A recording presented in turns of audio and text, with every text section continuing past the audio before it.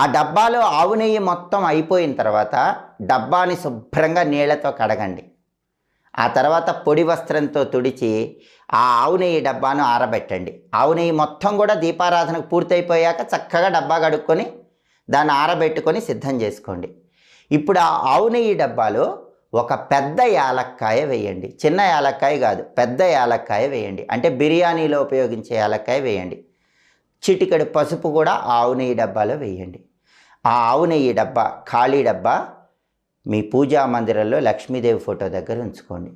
రోజు మీరు పూజ చేసేటప్పుడు ₹1 బిళ్ళ ఆ ఆవు నెయ్యి డబ్బాలో వేయండి.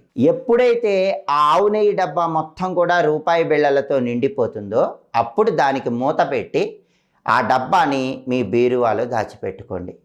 విశేషంగా లక్ష్మీ కటాక్షానికి ప్రతి ఒక్కరూ సులభంగా పాత్రలు కావచ్చు. ఆవు నెయ్యి డబ్బాకి లక్ష్మీ కటాక్షానికి ఉన్న